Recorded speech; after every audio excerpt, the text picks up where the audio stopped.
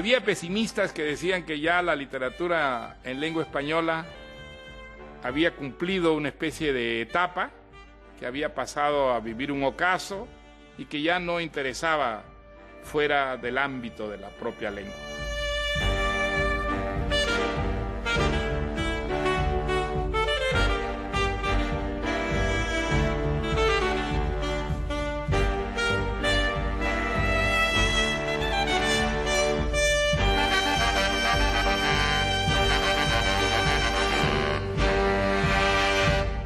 Desde luego que ha contribuido mucho el mito, ¿eh? Porque él es un mito ya, es una figura pues por la vida dramática, su muerte tan temprana, esos últimos años de agonía, escribiendo prácticamente con un pie en la tumba. Todo eso ha creado un mito, pero el mito ha servido en este caso para potenciar el reconocimiento de una obra donde había originalidad, donde había calidad.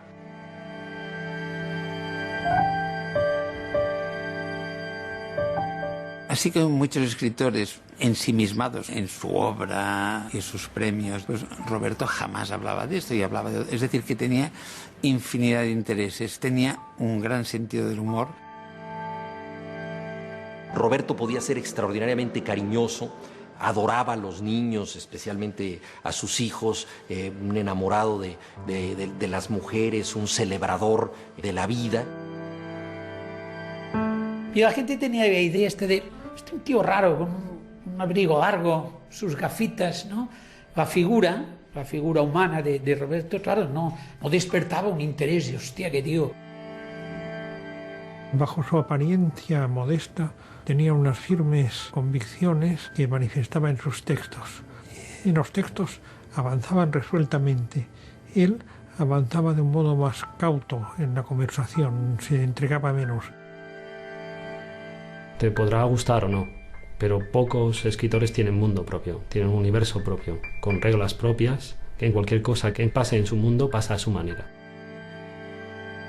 Y siempre me acordaré de él, porque en el invierno llevaba un abrigo, que aquel abrigo no se lo quitaba, porque se ve que era muy friolero. Y lo decía, Roberto, pero hijo, quítate el abrigo. No, Conchita, que tengo frío, y siempre llevaba con la solapa para arriba. Los que lo conocieron a un Bolaño que no es el Bolaño hoy día público, la figura esta internacional creada por los críticos, por los lectores y por toda la leyenda tejida en su entorno. Uno puede entender que a veces digan, no es eso, no era así, se equivocan. Bueno, se equivocan y no se equivocan. Una figura es algo que producen no solo los hechos vividos por la persona, sino también las imágenes, las fantasías que los libros que esa persona escribió generan en sus lectores y en sus críticos y en la posteridad. 2666 era el sueño de todo editor. Por una parte, unas críticas fantásticas, pero por otra, había vendido 100.000 ejemplares en Estados Unidos de una obra tan literaria, pero con tal fuerza como 2666. Y un poco el resumen de la crítica es que desde 100 años de soledad no había aparecido en el ámbito de la literaria ficción una obra con este impacto. Yo he conocido gente en Nueva York, por ejemplo, jóvenes escritores que pagaron $50 para poder leer 2666 en las pruebas de imprenta, precipitándose para leerlo antes de que saliera a la venta. O sea, ya es algo casi de fetichismo.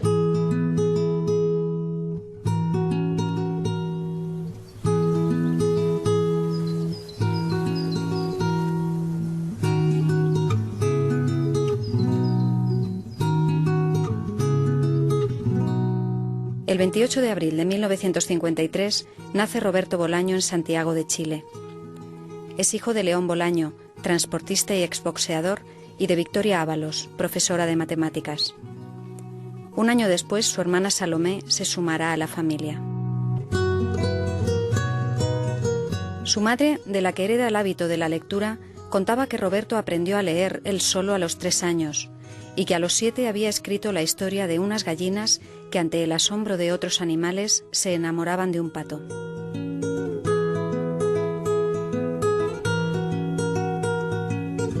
Durante la infancia, un médico le prescribe dejar de leer por una temporada debido a su adicción enfermiza.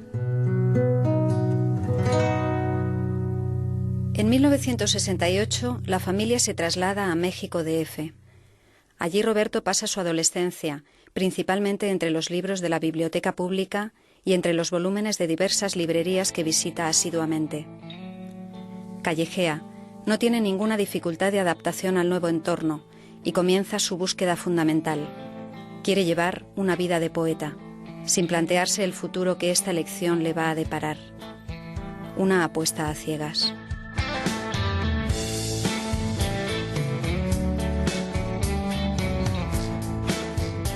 Él se incorporó en México a un grupo, o lo fundó realmente, que era el de los escritores infrarrealistas, que muchos años después aparecerían en la novela Los Detectives Salvajes como los visceral realistas.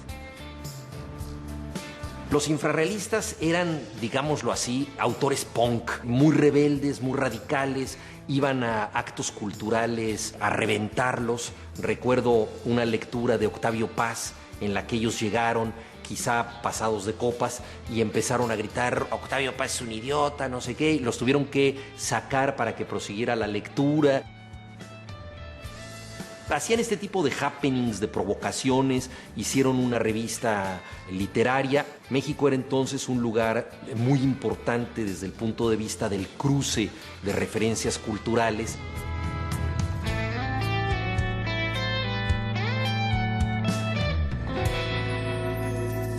Yo empecé escribiendo poesía, al menos cuando empecé a escribir en serio,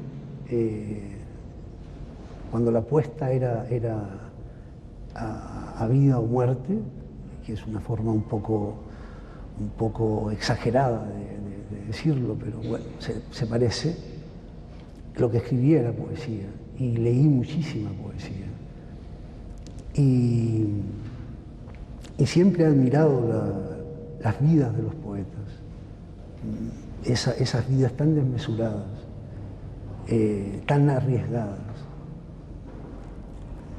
Y en ese sentido, tal vez, solo tal vez, ese amor mío por la poesía y por los poetas se refleja de alguna manera en algunos de mis libros. Yo no creo que en todos. Yo creo que además, yo como poeta no soy nada lírico, soy totalmente prosaico, cotidiano. Mi poeta favorito es Nicanor Parra. Nicanor Parra ya lo dice, que él no habla de crepúsculos ni de damas recortadas sobre el horizonte, sino de comidas y luego de ataúdes. Y ataúdes y ataúdes, lo repite.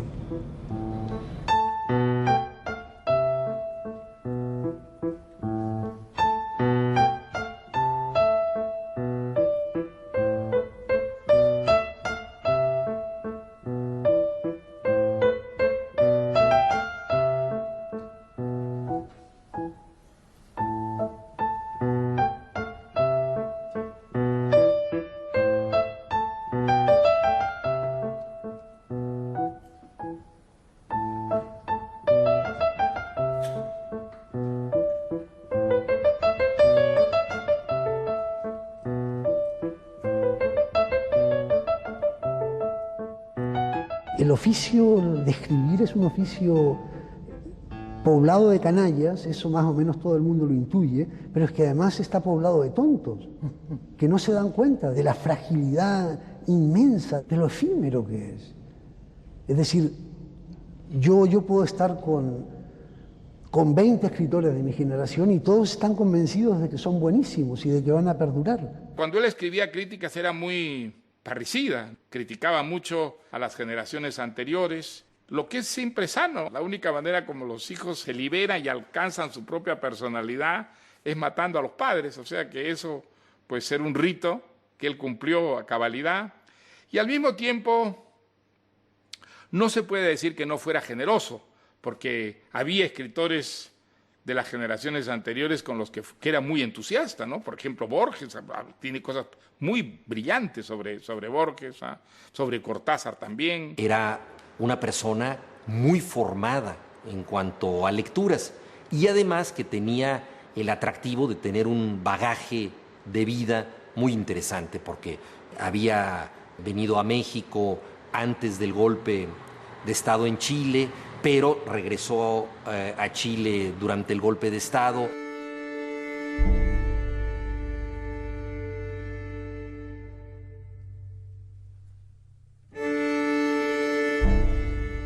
Justo cuando Pinochet dio su golpe de Estado, me presenté como voluntario para luchar contra los fascistas. Nunca supe por qué me detuvieron. Yo iba en autobús de Los Ángeles a Concepción. Me bajaron. Me vinieron a buscar en un vehículo especial con 2 armarios, 2 tíos gigantescos. En mi vida había visto carabineros más grandes que esos. Luego me llevaron a la comisaría. Estuve 8 días preso. El primer día fue muy duro, porque pensé que me iban a matar. Y tuve mucha suerte. Me sacaron de la cárcel 2 policías, que habían sido compañeros míos en el liceo, a los 15 años. Hasta ese momento pensaba quedarme a vivir en Chile, pero cuando me soltaron dije, yo me marcho.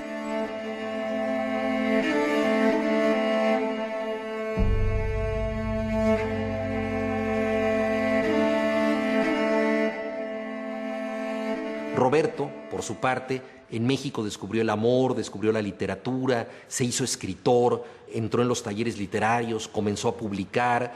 Alguna vez le pregunté a Roberto por qué no había regresado a México. Varias veces lo invitaron a que volviera y él contestaba que no quería ir porque estaba seguro de que si volvía se iba a morir en México. Una respuesta, por supuesto, muy literaria. Yo más bien creo que lo que él no quería era alterar ese México fantasmagórico que él había construido maravillosamente en su literatura y que obviamente no se correspondía con la realidad. En un momento dado, Barcelona reemplazó a París para los escritores latinoamericanos. Había que ir a Barcelona como las generaciones anteriores tenían que ir a París, porque era la manera de hacerse escritor. En Barcelona estaban las editoriales donde uno quería ser publicado. En Barcelona estaban o pasaban por allí los escritores con los que uno quería codearse. Barcelona era una ciudad muy hospitalaria para los escritores venidos de América Latina. Allí, después de casi 40 años de incomunicación, se restableció otra vez la comunicación entre hispanoamericanos y españoles.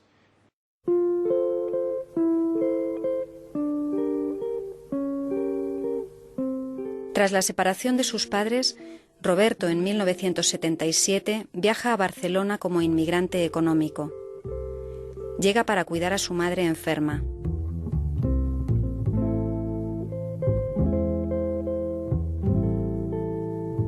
Vive como puede en un cuchitril alquilado en la calle Tallers y cuenta con la ayuda de algún amigo.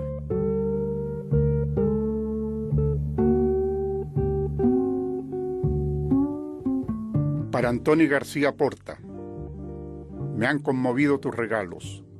Son útiles y contienen vitaminas, sobres para mandar cartas, papel para escribir, la agenda del vino que Ana envió para mí, ocasionalmente queso, yogur, pan dulce, aquellas mañanas de primavera en que llegabas a despertarme y yo estaba tan mal, manzanas, naranjas, a veces una cajetilla de Galois, qué lujo, bolígrafos Vic, buenas noticias.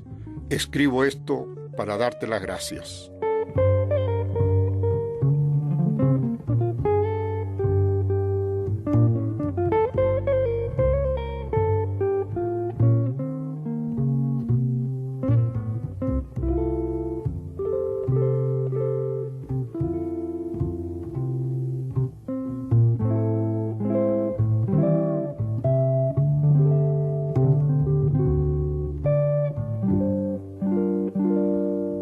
Roberto tiene sus manos y su cerebro para trabajar y vivir. Continúa para él otro periplo, el de los empleos de supervivencia. Vende bisutería, ejerce de lavaplatos, basurero, descargador de barcos, vendimiador en Francia. Son las ocupaciones laborales típicas de los inmigrantes de entonces. Al mismo tiempo escribe como un loco. En Gerona intenta montar una editorial de poesía, porque nunca deja de considerarse a sí mismo poeta. Se presenta como escritor ante Carolina López, trabajadora social.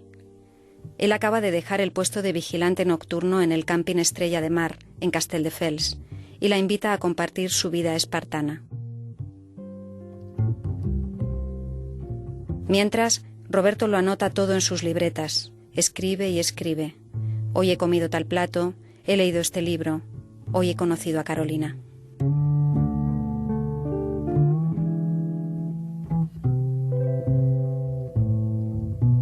La madre de Roberto monta una tienda en Blanes, en la Costa Brava, y Carolina y Roberto se trasladan. En el pequeño establecimiento, Roberto puede plantar la mesa plegable portátil y seguir vendiendo bisutería y artesanía en la temporada de estío. Carolina encuentra trabajo en el pueblo y se quedan definitivamente en Blanes. El negocio da lo justo para comer, reponer la bisutería y, en el mejor de los casos, ahorrar para pasar el invierno. La joven pareja vive en el almacén, en la parte de atrás del local, al calor de un exiguo fogón, aunque el verano invita a hacer la vida en la calle.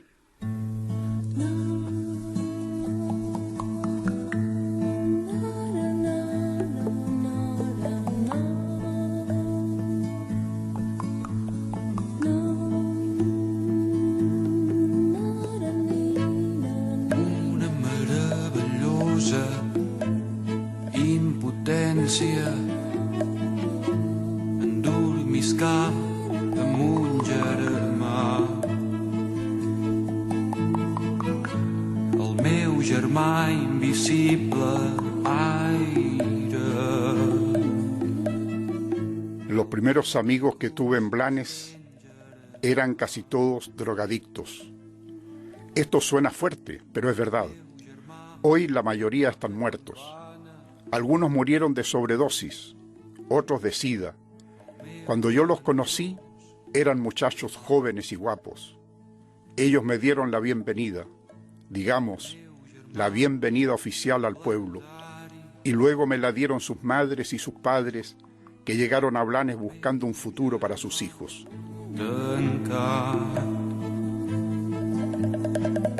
Dins d'un calaix d'armari, el meu germà parit. Fue una época para nosotros muy mala, que era cuando había tanta droga. Y todos los que teníamos en el bar, todos no, pero casi todos. El 90% consumía droga. Por eso nos tuvimos que marchar. Pero él con ellos no tenía, pero hablaba y dialogaba, que era muy poco diálogo. Pero entraba: Conchita, hola, ¿qué? ¿Cómo estás? Bien. Roberto, ¿qué quieres hoy? No, hoy no quiero nada. Digo, uy, qué malamente que estás de dinero. Bueno, si me pones un café con leche, ya te lo pagaré después. Va, ya te pongo un café con leche. Que es la única cosa que tomaba, ¿eh? A lo menos en mi casa de alcohol, nunca. No contaba trabajo en ningún lado, no había trabajo, nada. Trabajo no había ninguno. Esto sí que no. Cuestión que iban malamente de dinero.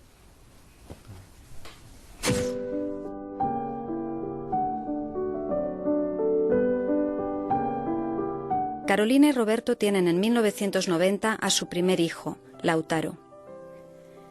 Comparten el sueldo que ella gana como funcionaria en el ayuntamiento.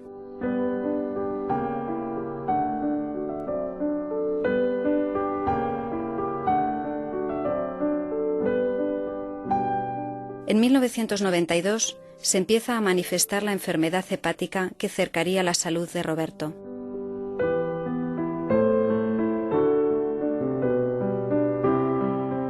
En invierno, algunos pueblos de la Costa Brava parecen pueblos fantasmas, sobre todo algunos barrios, los dedicados al turismo, entran en un letargo que los asemeja a esas ciudades de los sueños o de las pesadillas.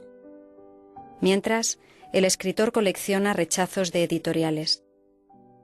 Rechazo de Anagrama, Grijalvo, Planeta, con toda seguridad también de Alfaguara, Mondadori, un no de Mushnik, Seibarral, Destino, todas las editoriales, todos los lectores. Escribiendo con mi hijo en las rodillas, escribiendo hasta que cae la noche con un estruendo de los 1000 demonios, los demonios que han de llevarme al infierno, pero escribiendo. Roberto envía sus narraciones a concursos literarios. Ni siquiera puede presentarse a todos los certámenes. ¿Cómo reunir el dinero suficiente para enviar 7 copias de una novela? Había que verlo trabajar para saber que estaba absolutamente seguro de lo que estaba haciendo. No necesitaba un premio, no necesitaba publicar. Él escribía. Y él veía los pequeños premios municipales y enviaba sus cuentos y a veces ganaba, a veces no.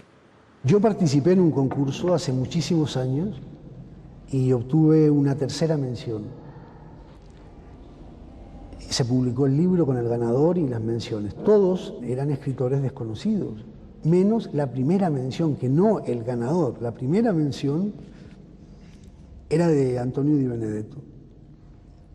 Y a mí eso me dejó tocadísimo. ¿Cómo es posible que Antonio Di Benedetto, un grandísimo escritor, traducido casi a todas las lenguas, esté tan mal como para mandar un premio a un concurso de provincia, ¿no? Y el cuento surge de eso, de los motivos que podían impulsar a un crack de primera división a jugar en campos de tierra pelada de 4ª regional preferente. Los libros de Bolaño para mí están escritos por necesidad.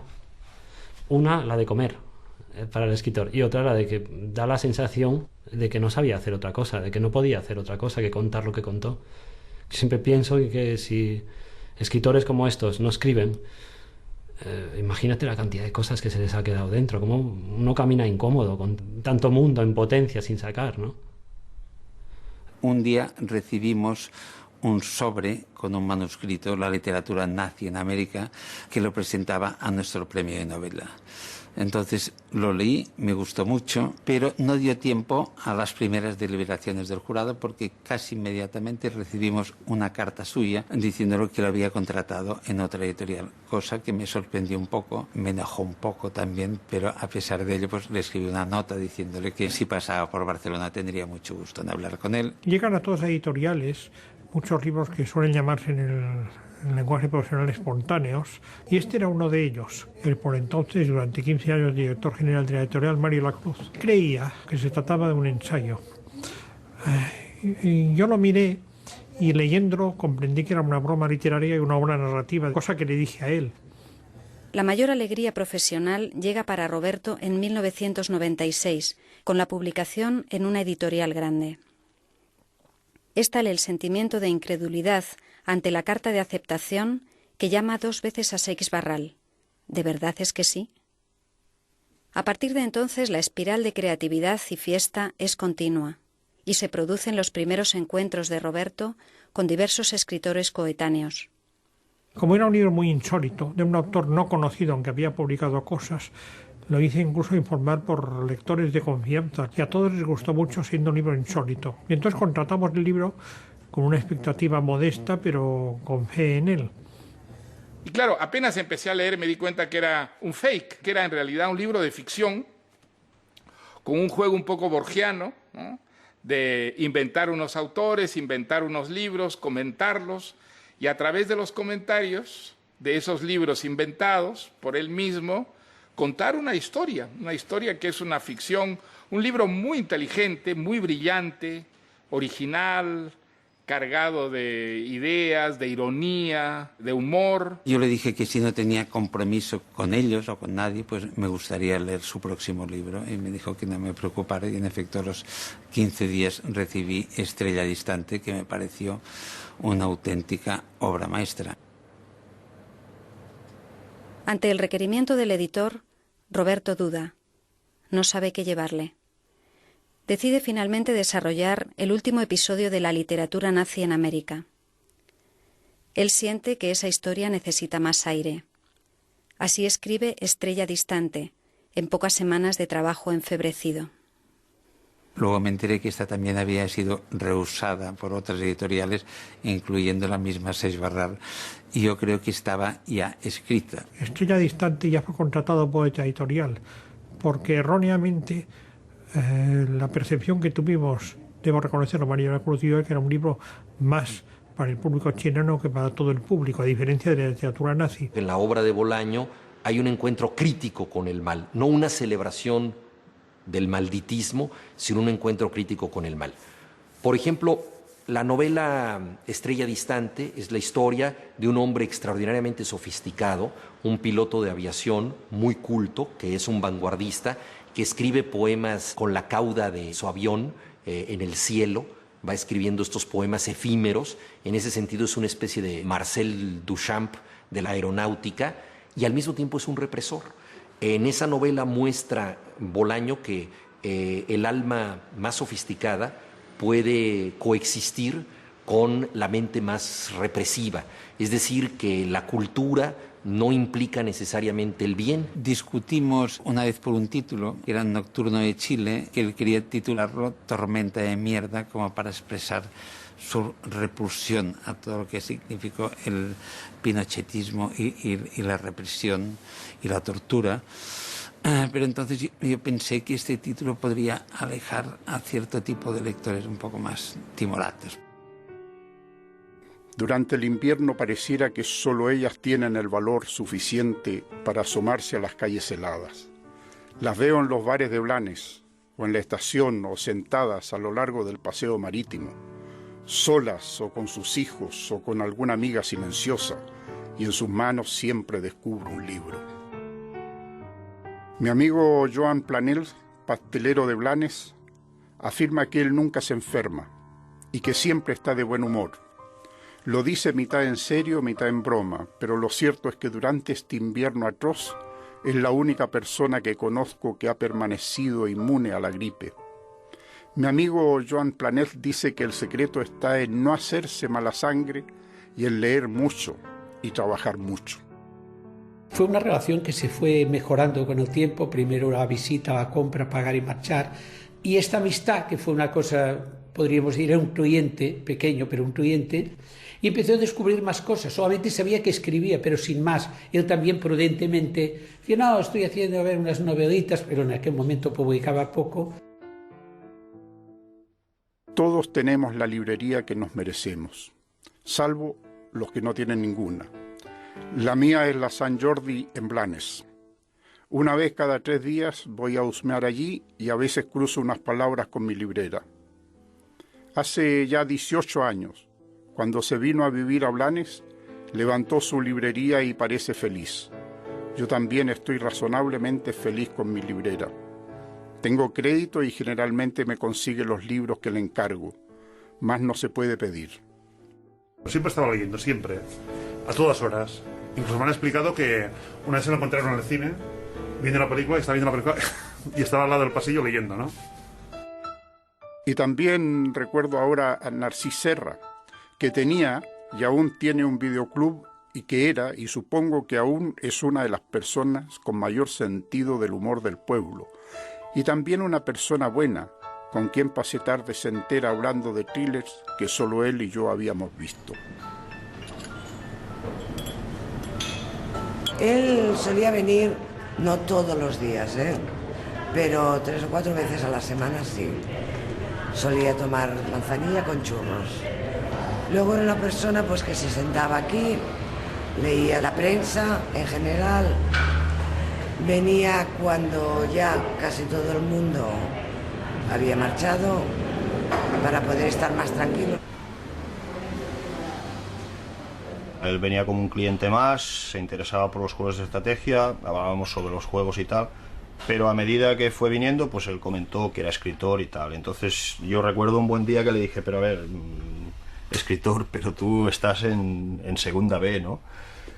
Y él decía, sí, pero voy a jugar la Champions algún día. A veces cuando vemos a alguien que es famoso, que tiene un reconocimiento, nosotras sin querer nos comportamos de una manera diferente. En cambio, cuando es una persona como tú, que te puedes hasta discutir con él, y pues tu naturalidad también te sale. Y él venía, creo yo, a tertuliar, a hablar con la gente de los videojuegos, de los juegos de mesa. Un poco él estaba aquí observando el movimiento y entrando en las conversaciones cuando quería o cuando le apetecía. Ahora ya lo tengo súper reconocido que lo hacía expresamente. Ahora ya no sé qué color era, porque si había el Aznar en la portada, pues me decía una cosa, entonces yo la revocaba. Si había el Jordi Pujol, ahora pienso, ostras, es verdad, pues no me había notado que me lo hacía expresamente total. Con tal de polemizar, que le encantaba, pues, pero polemizar en el buen sentido de la palabra, o sea, nunca exaltándose ni absolutamente. Él podía defender cualquier opinión sin ningún tipo de problema.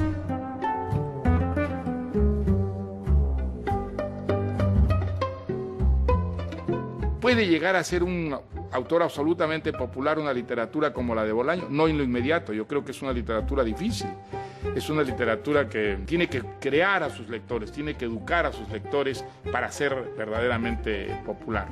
Ahora ha llegado a un público muy grande, pero es un público culto, es un público que tiene una experiencia de lectura difícil, creativa.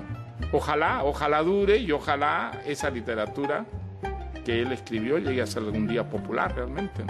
Roberto es difícil, no es una literatura que se coma con facilidad. Y además tiene los tochos, él llamaba, estoy haciendo un tocho, cuando hacía los detectives, y ahora estoy haciendo otro tocho más grande que los detectives, de coño, pues eso no lo vas a vender nunca, la gente no. Sí, pero era mi ingenuidad, ¿no? Yo tampoco conocía, o no soy experto en los temas.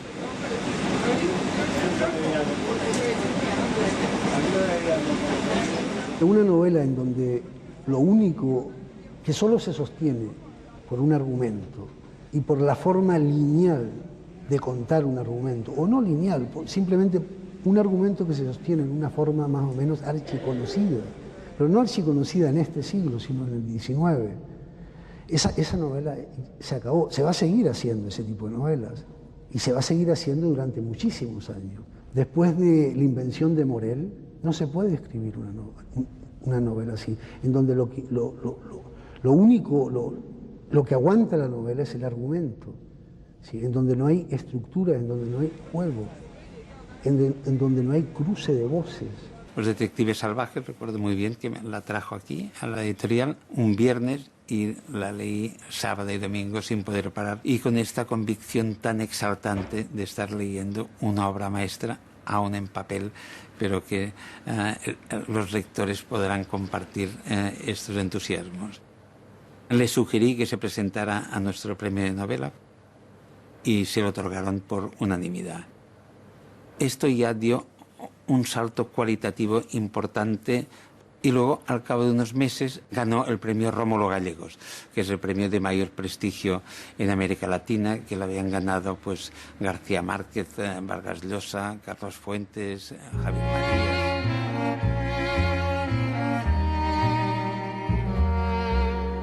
Los detectives salvajes son investigadores de la vida, investigadores de la experiencia, que están buscando vivir de manera artística y que no necesariamente van a escribir una obra o van a pintar un cuadro. Simplemente ellos son artistas de la vida. Creo que en buena medida por eso los libros de Roberto Bolaño y en especial Los Detectives Salvajes conecta también con los lectores jóvenes que están tratando de entender la vida como una obra de arte.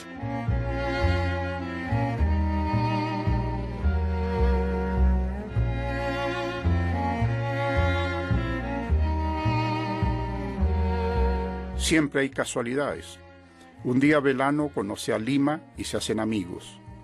Ambos viven en México, Distrito Federal, y su amistad se cimenta, como suele ocurrir entre los jóvenes poetas, en el rechazo a ciertas normas, en la afinidad con ciertas lecturas. He dicho que son jóvenes. En realidad son muy jóvenes, y también son, a su manera, vigorosos y creen en el poder lenitivo de la literatura.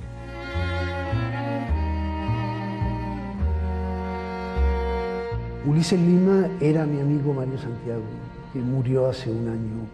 Fue mi mejor amigo de lejos, y poeta mexicano, un ser extrañísimo. En realidad, Mario Santiago parecía haber bajado de un ovni hace un par de días, ¿no? Y tenía cosas tan extrañas como meterse en la ducha y seguir leyendo. Entonces se metía en la ducha y con la mano mantenía el libro así. Y lo peor es que eran mis libros. Y yo no, siempre veía mis libros mojados y no sabía qué había ocurrido. Y yo decía, es que ha llovido en México, hasta que una vez lo sorprendí leyendo en la ducha. Y yo lo que tenía que haber hecho era ponerme de rodillas a rezar ante el milagro que había presenciado.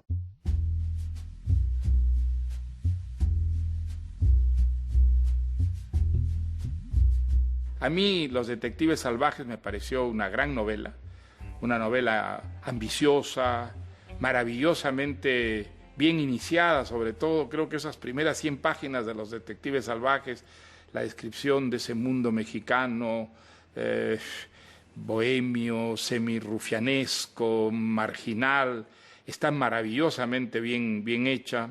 Luego la novela cambia bruscamente y se convierte en un juego, ¿no? En un juego también un poco borgiano. ¿Qué es esto?, dije. Un mexicano visto desde arriba, dije. ¿Y esto?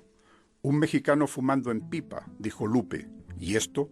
Un mexicano en triciclo, dijo Lupe. Un niño mexicano en triciclo. ¿Y esto? 5 mexicanos meando dentro de un orinal, dijo Lima. ¿Y esto? Un mexicano en bicicleta, dijo Lupe. O un mexicano en la cuerda floja, dijo Lima. ¿Y esto? Un mexicano pasando por un puente, dijo Lima. ¿Y esto? Un mexicano esquiando, dijo Lupe. ¿Y esto? 4 mexicanos velando un cadáver, dijo Velano. Cuando en 1998 gana el premio Herralde y el Rómulo Gallegos, y tras dar el pregón en Blanes, Roberto adquiere cierta celebridad. Amplía relaciones literarias y surge la posibilidad de viajar y de dar conferencias. Pero es un hombre de rutinas y se debe a ellas a pesar del cambio vital. La entrega a su labor literaria no permite la intrusión de aduladores. Ha tardado mucho en llegar el reconocimiento, que ha sorprendido a Roberto, ya vivido y con bastantes miserias en el cuerpo. Tal vez esto le salva de las malas influencias. Así que él persiste en sus hábitos de siempre. En mi casa no hay la más mínima comodidad. No tengo televisión y no tengo radio.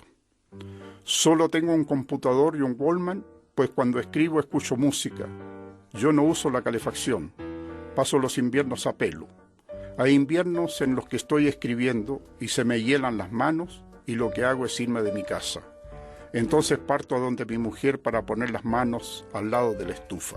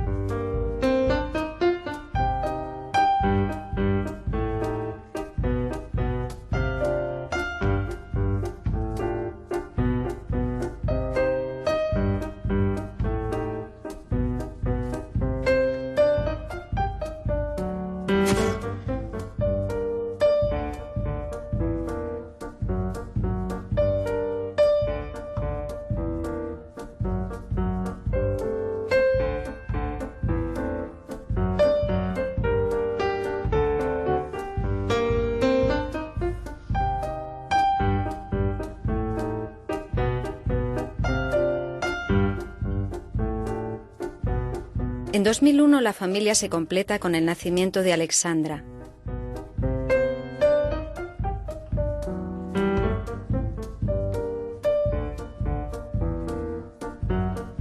La gente, a su alrededor, evidentemente que había ya un premio, un primer premio, por tanto, una proyección importante, pero que la relación seguía siendo exactamente la misma. Él continuaba siendo y saludando a su gente hablaba con él y yo cambio no le vi, porque es que la cara siempre era la misma.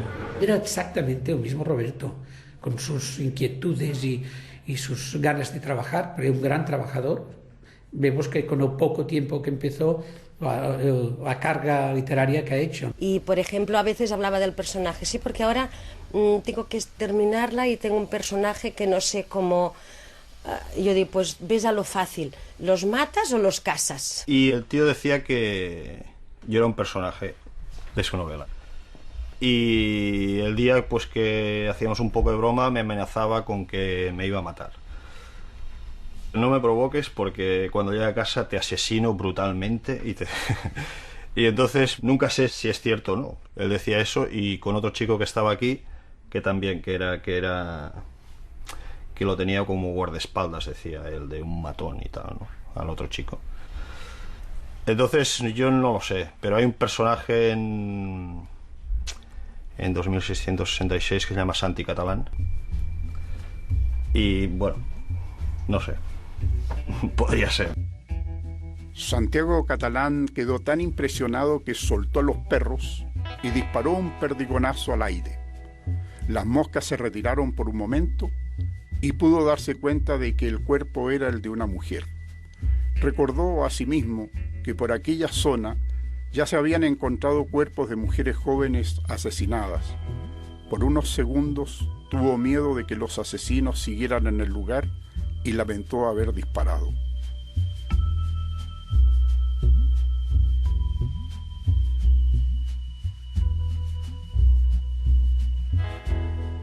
Escribir, por otra parte, no es lo más importante. Lo más importante es leer, y yo no podría pasarme un año sin leer nada. Uno empieza comprando libros o robándolos, y termina leyéndolos, pero en mi caso ya es una obsesión. Compro libros y a veces ni siquiera los leo, los acaricio. Tengo muchos libros, y algunos no los he leído y sé que no los voy a leer jamás, pero de cuando en cuando los hojeo, pues me gusta tenerlos cerca. Fue el primer libro que compré en Europa. Se trata de la obra poética de Borges, editada por Alianza MC en el año 1972. Esa misma noche comencé a leerlo, hasta las 8 de la mañana, como si la lectura de esos versos fuera la única lectura posible para mí, y la única lectura que me podía hacer reflexionar, porque en la naturaleza de la poesía borgiana hay inteligencia y también valentía y desesperanza, es decir, lo único que incita a la reflexión y que mantiene viva a una poesía.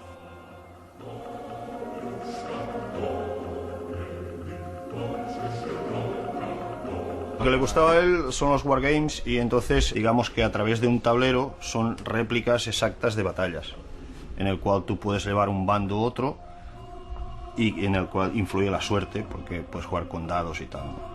Yo creo que él tenía una ventaja, que es que él era un gran inventor de historias. Me gustaba mucho la historia, pero se podía montar un guión rápidamente de una batalla que igual no había pasado nunca. Y que luego decía, hostia, Roberto, pero quieres decir que... Y bueno, te lo dejaba en el aire, que no sabías si realmente era verdad o no era verdad. O sea, la inventiva que tenía supongo que le ayudaba en el tema de la estrategia, ¿no? Y le gustaba, sí, le gustaba mucho. El Tercer Rey responde al interés de Roberto por los juegos de estrategia. Es capaz de estar metido en una partida 24 horas seguidas sin parar, pasión que transmite en esta novela póstuma. La historia narra la llegada de un jugador alemán de Wargames a un pueblo de la Costa Brava. Durante sus vacaciones escribe artículos sobre este fascinante mundo de jugadores y sobre literatura alemana, al tiempo en que entra en contacto con lugareños, con los que monta unas partidas ambientadas en la Segunda Guerra Mundial, otro argumento que Roberto domina. Creo que Bolaño es de los pocos escritores que lo póstumo podemos seguir disfrutándolo. Espero de lo que se pueda publicar, de sus papeles, espero que alimente el mundo que ya tenía montado, ¿no? Creo que se puede alimentar porque los propios relatos, uno ve que los relatos, sean antes o después de las grandes novelas, alimentan eso. Te definen personajes que luego van a aparecer, te los van como perfilando.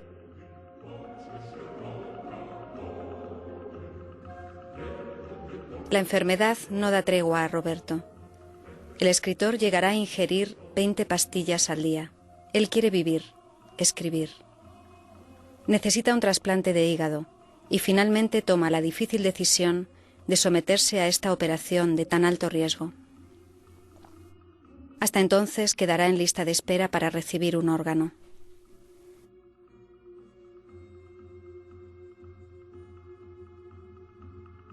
Seguro de que su tiempo se agota, su máxima preocupación es garantizar el futuro económico de sus hijos, y acomete su última gran odisea literaria.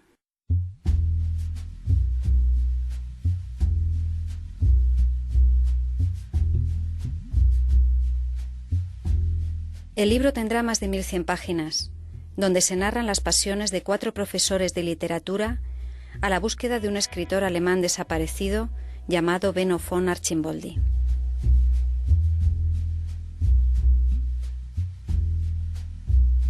Hay un personaje que creo que es muy Bolaño, que es Reiter, Hans Reiter, por la enorme consciencia de la realidad, la hipersensibilidad hacia todo, y a la vez por ser impávido, como no pertenecer a este mundo. Es una especie de extraterrestre que siente, pero que no deja de ser extraterrestre y mira al mundo desde lejos. Es muy Bolaño eso. Un poeta que vive sufriendo y pasa hambre y no sabe en qué casa va a dormir, y sin embargo analiza la calle de noche como si fuera un bosque.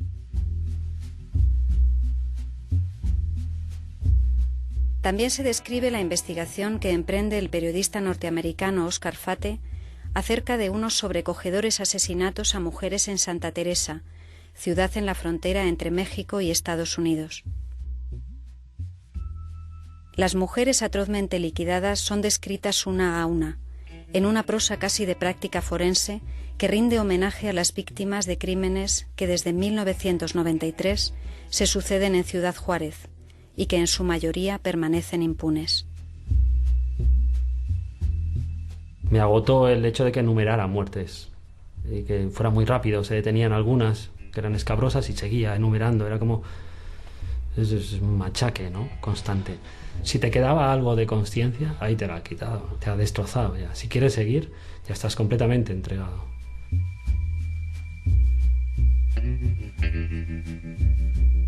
Le veo una utilidad a Bolaño. Siempre se la veo. Hablo mucho de que es surrealista, tiene mundo propio. Yo creo que consigue eso sin dejar de ser una persona con opiniones muy claras sobre qué está mal en el mundo real que nos rodea, ¿no? Otra virtud. Y bueno, ha conseguido que mucha gente lea esos libros después de conocer la historia y que se lo plantee una vez más. ¿Qué pasó? ¿Qué pasa ahí? ¿Qué pasa con las mujeres?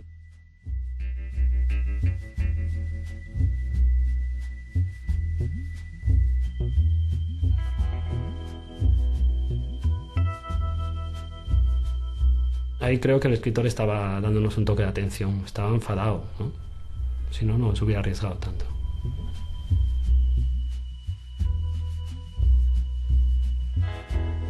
Incluso en los momentos más difíciles, en la última época de la vida, que sabía la enfermedad que tenía, que estábamos esperando el trasplante, todo eso, incluso en este momento, transmitía vida.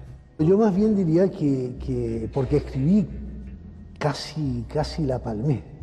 Sí. Si no hubiera escrito estaría más vivo y más sano ahora. De eso no me cabe la menor duda.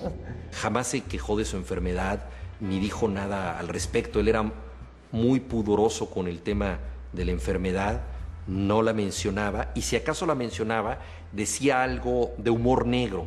Por ejemplo, una vez mi hija pequeña estornudó en su cara y dijo, no puede ser, esta niña me va a matar con un estornudo, no te das cuenta que yo soy un moribundo. Pero era como una broma de humor negro que obviamente pensábamos que era una exageración de su parte.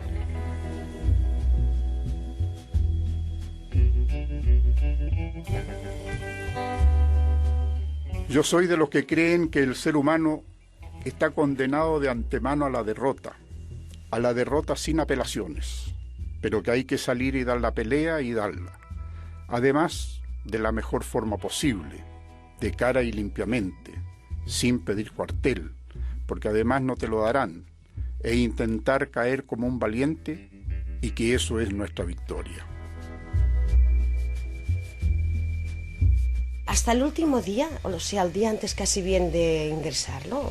Era en domingo y a mí me tocaba el turno de vender periódicos y vino muy tarde, ya eran casi la 1 y le dije, anda Roberto, hoy te has dormido, si te descuidas no encuentras ni al país. Me dijo, mira, Fina, es que esta última novela me está matando. Digo, ¿cómo se llama la novela? Dice, 666. Digo, ya está, es que con ese título, ¿qué quieres que te pase? Digo, pues tírala a la basura. Dice, sí, hombre, ahora que la tengo casi terminada. 2666 lo llaman novela inacabada, ¿no? Menos mal, porque si la llega a terminar nos mata a todos.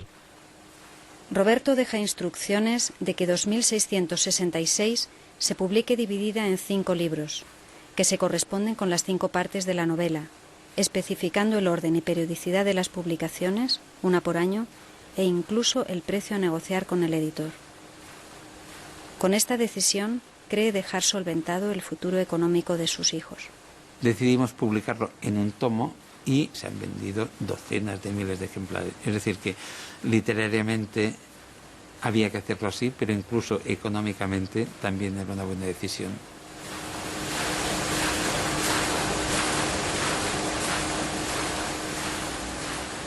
En julio de 2003, el trasplante que espera no llega a tiempo y Roberto sufre su última crisis hepática antes de morir.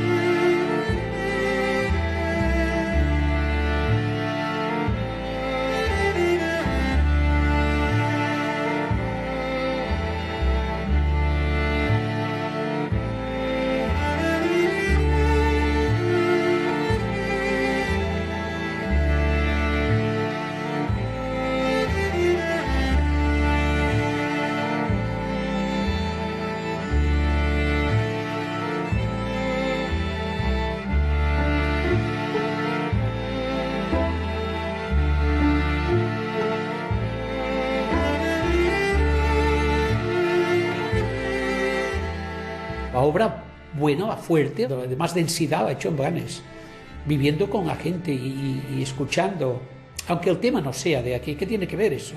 El tema estamos en Ciudad Juárez, pues allí, pero es igual, ha escrito aquí.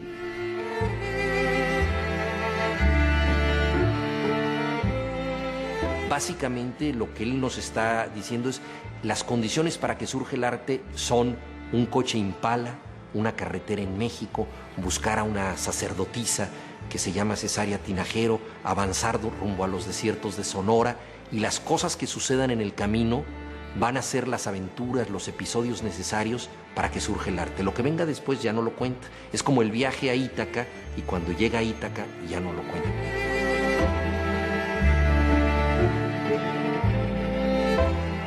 Su vida era una aventura, ¿no? Su vida fue una novela trágica al final, trágica además con esa muerte prematura, joven, y con esa desesperación de los últimos años de escribir, de la literatura como una especie de tabla de salvación, ¿no?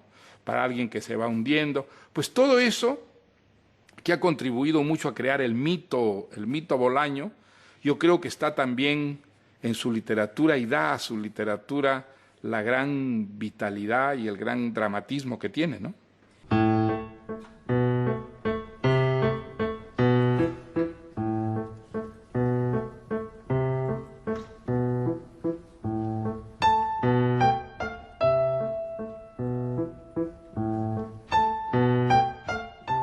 Ahora queda el misterio de saber qué opinaría Roberto ante el creciente número de lectores que se acercan a sus páginas. ¿Qué sentiría al ver el volumen de venta de sus obras? ¿Y qué pensaría de sus traducciones en Alemania, Francia, Portugal, China, incluso Irán? Bromearía sobre ello seguramente. Ante estos acontecimientos echaría mano de su virtud de reírse de sí mismo y de todos. Quizás usara su espíritu provocador. Seguramente se sentiría feliz.